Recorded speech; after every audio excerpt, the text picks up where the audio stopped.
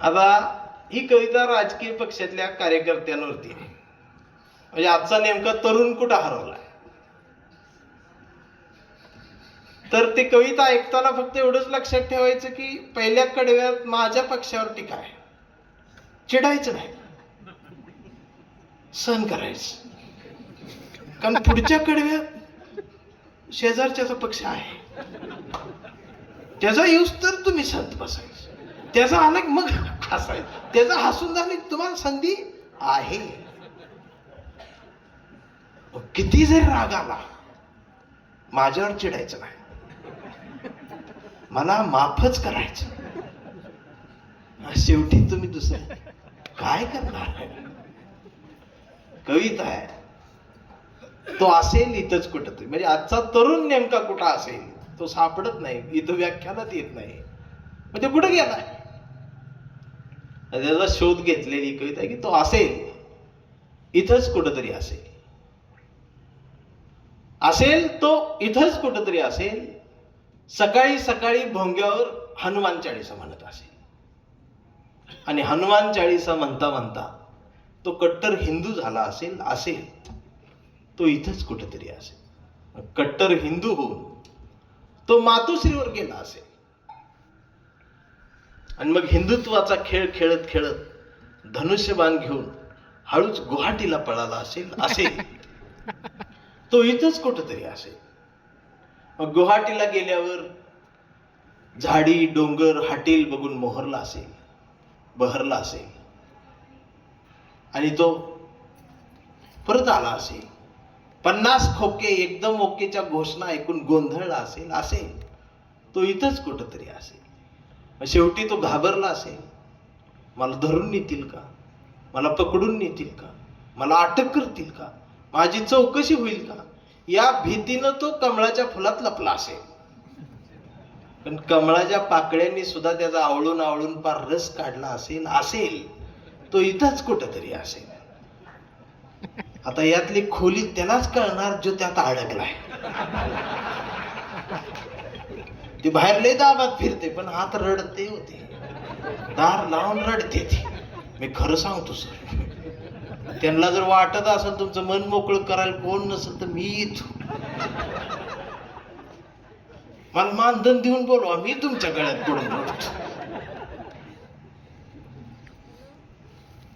त्याचा सगळा रस निघून गेला असेल, असेल तो इथंच कुठंतरी असेल.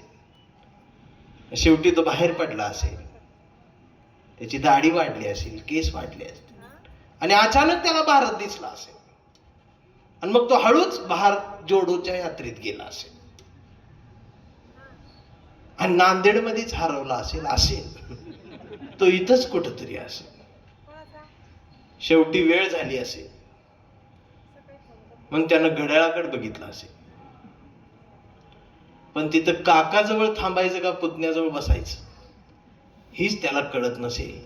मग शेवटी त्यानं तुतारी वाजवली असेल, असेल तो इथंच कुठंतरी असेल. शेवटी तो चिडला असेल, अन्यायाविरुद्ध पेटला असेल, त्याला बाबासाहेब संविधान आठवला असेल, आणि मग तो हळूच RPI मध्ये गेला असेल. पण त्याच्याच अध्यक्षाच्या कविता ऐकून ऐकून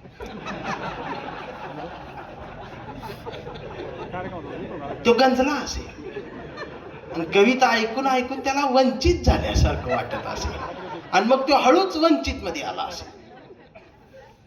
पण वंचित मध्ये नेमकं वंचित कोण हीच त्याला कळत नसेल, असेल तो इथंच कुठंतरी असेल.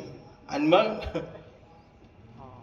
यशवंत व्याख्यानमालेत 10 तारखेच्या व्याख्यानात तो गर्दीत कुठेतरी आला असेल, कोपऱ्यात कुठेतरी बसला असेल, मग माझं व्याख्यान आणि कविता ऐकून तो 100% माणूस बनेल.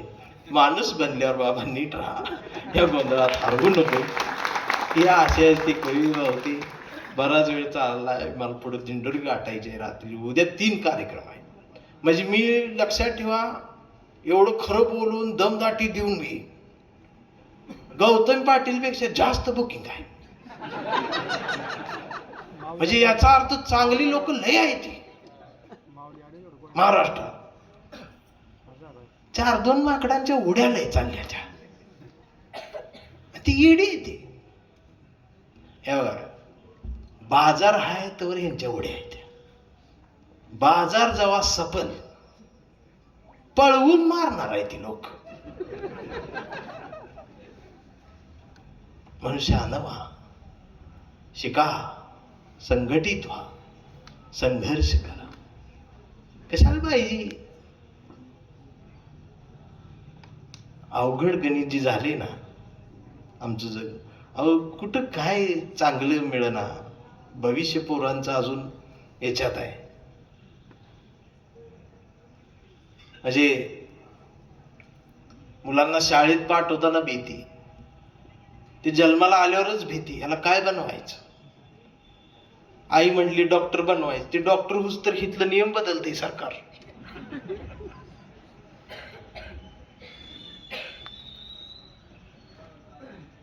फार भयानक अवस्था आहे. तरी पण आपण सहन करायचं, टिकून राहायचं. मग आम्ही लहान होतो 7वीच्या वर्गात,